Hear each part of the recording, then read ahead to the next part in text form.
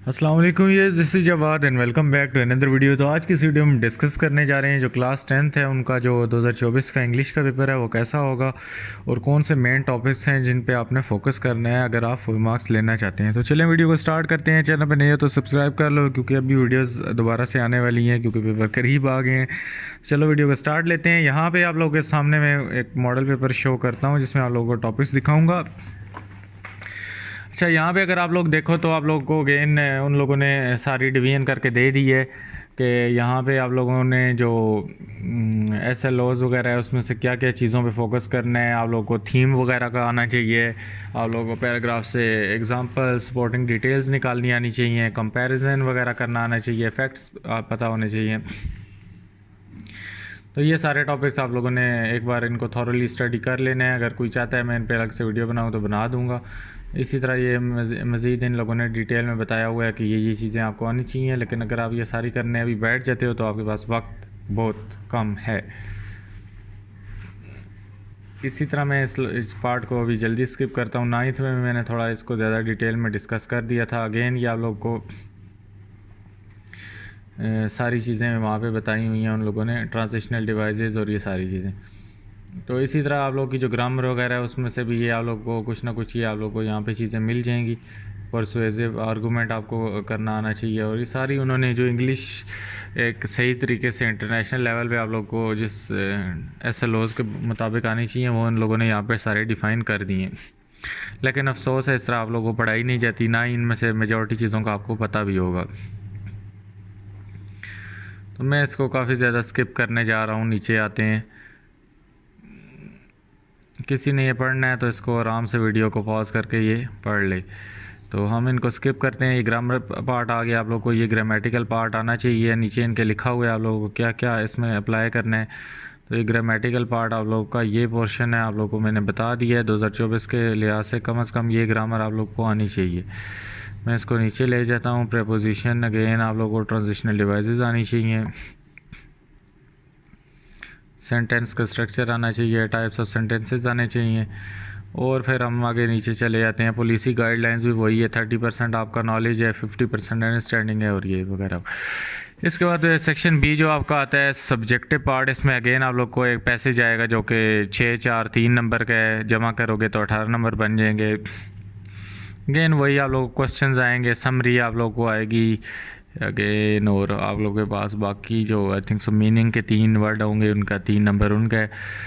इसके बाद स्टेंजा दिया जाएगा, 2 नंबर उसके हैं। क्वेश्चन आंसर उसमें से दिए जाएंगे, 4 नंबर उनके हैं। इसके बाद आप लोग के पास ये ABC पार्ट है क्वेश्चन नंबर 4 के, जिसमें आपको ब्लैंक्स दी जाएंगी, वो आप लोग को वर्ब्स से दी जाएंगी। इसके बाद जो आप लोगों को दूसरा इसका पार्ट है आइडेंटिकल ग्रामेटिकल आइटम्स आपको दिए जाएंगे। इसी तरह आप लोग को जो इसका C पार्ट है इसमें से भी आपको टेंसेस वगैरह दिए जाएंगे, आपने इनको आइडेंटिफाई करना है। जो आपकी लेटर एप्लीकेशन या ईमेल है ये आप लोग को दिया जा सकता है। इसमें से आपको नंबर डिस्ट्रीब्यूशन ये है, ये लिखने के 0.5 नंबर हैं, डेट लिखने के जो आपके नंबर है 0.5 है। इसी तरह 1 नंबर रेसिपिएंट एड्रेस का है, 0.5 सब्जेक्ट का है। इसी तरह बॉडी ऑफ लेटर का 0.5 है। तो इसको आपने थॉरली स्टडी कर लेना है। ओपनिंग का कोई नंबर नहीं है, क्लोजिंग का XYZ का इसमें कोई नंबर नहीं है। इसके बाद अगर आप दूसरा लिखते हो, ईमेल लिखते हो, तो इसमें सेंडर रिसीवर का 1 नंबर है, डेट का 0.5 नंबर है। तो ये तकरीबन 1.5 नंबर ये बन गया। उसके बाद सब्जेक्ट का आपको 0.5 नंबर है, डियर अंकल का नंबर है, यूर सिंसियरली का भी यहाँ पे नंबर है। ये सारी कहानी आप देख सकते हो। उसके बाद ये बॉडी ऑफ ईमेल के 5 नंबर हैं। इसके बाद लेटर वगैरह अगर आप लिखते हो तो इसमें भी 8 नंबर हैं। तो ये नंबर की डिस्ट्रीब्यूशन आपके सामने दी हुई है। तो यही आप लोगों को बताया गया है कि रेलेवेंट आप लिखोगे तो तभी नंबर मिलेंगे, अदरवाइज़ आप लोगों को कुछ नंबर नहीं दिए जाएंगे। इसके बाद आप लोगों को अगेन पैसेज बनाना होगा जो कि ट्रांजिशनल डिवाइसेस को के अंदर सीक्वेंस, कंपैरिजन, कॉन्ट्रास्ट और कॉज और इफ़ेक्ट वगैरह की जो इसकी टर्म्स हैं इन सारों को आप लोगों ने यूज़ करना है। तो 6 नंबर आपको ये मिलेंगे। इसके बाद आप लोग को ऐसे लिखना होगा, 10 नंबर उसके मिलेंगे। 3 टॉपिक्स आपको दिए जाएंगे और उनमें से एक चूज़ करना है आपने। एमसीक्यूज़ पे आ जाते हैं तो दोबारा से आप लोग को अगेन बता दूँ कि आप लोग को एडवर्ब वगैरह क्लियर होना चाहिए कि कौन सा यूज़ हुआ है। इसके बाद एडजेक्टिव फ्रेज़ आप लोग को क्लियर होनी चाहिए। बाकी आपने एमसीक्यूज़ खुद सॉल्व कर लेने हैं, या मैं आपको बाद में कमेंट कर दो इसका सलूशन दे दूँगा या वीडियो बना दूँगा। उसके बाद आप लोग को स्पेलिंग्स का एक एमसीक्यूज़ लाजमी आएगा। स्पेलिंग के टॉपिक्स को आपने क्लियर करने हैं, वो यही है, आप इसमें रट्टा नहीं लगा सकते, वो कुछ भी दे सकते हैं। इसके बाद सिनोनिम एंटोनिम जो भी हैं आप लोगों ने ये लिखने हैं, ये आप लोग को एक एमसीक्यूज़ आ जाएगा। इसके बाद आप लोग को जो सूटेबल वर्ड आपने डालना होगा, फिल इन द ब्लैंक आएगी आप लोग को। इसके बाद अगेन एक और इस तरह की फिल इन द ब्लैंक आ जाएगी। उसके बाद आप लोग को अगेन आप लोग को सूटेबल ऑप्शन दिया जाएगा, जिसमें आप लोगों ने ये कोई टर्म्स यूज़ करनी है जो यहाँ पे सही सूटेबल आती हैं। इसके बाद सिंपल सेंटेंसेस को आइडेंटिफाई करना है, कंपाउंड को दे सकते हैं, कम्प्लेक्स वगैरह, ये सेंटेंसेस और इसकी टाइप्स आपको क्लियर होनी चाहिए।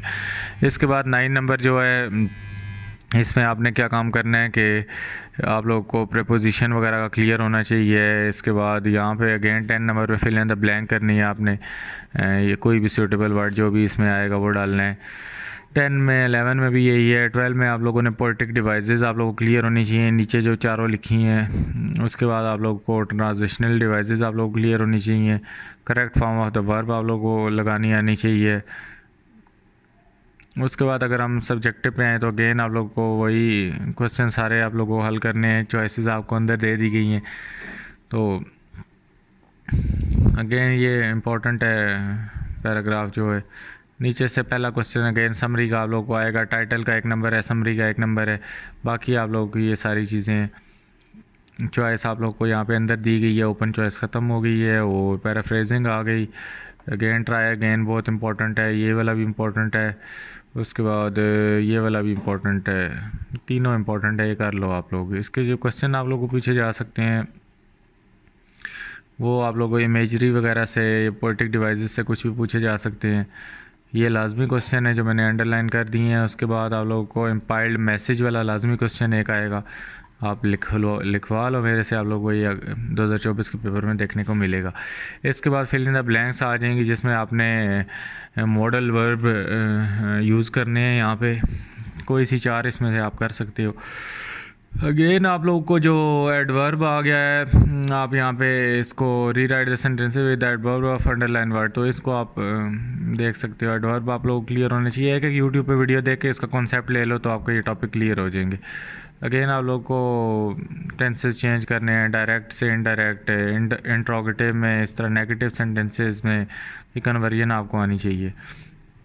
उसके बाद एप्लीकेशन यहाँ पे दे दी है या फिर लेटर आप लोग को दे दिया है इधर, तो दोनों में भी चॉइस आ गई है, दोनों आपको देंगे, कोई भी आप कर सकते हो। इसके बाद ट्रांजिशनल डिवाइसेस की फिल इन द ब्लैंक्स आ जाएँ तो वेल एंड गुड है, आप लोग ऊपर से देख के आराम से इसको फिल कर सकते हो।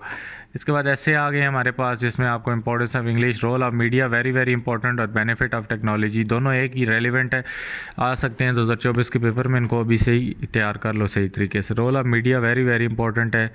उसके बाद आप लोग को ये डिवीजन दे दी गई है जो आपका कोर्स है, इसमें आपने ये एमसीक्यूज़ कौन कौन सा कहाँ से आएगा, कौन सा किसका क्या नंबर है, कौन सा अंडरस्टैंडिंग में है, ये के आगे नॉलेज है, यू अंडरस्टैंडिंग लिखा हुआ है और आगे नंबर उनके लिखे हैं कि एक एक नंबर का ये सारा आएगा।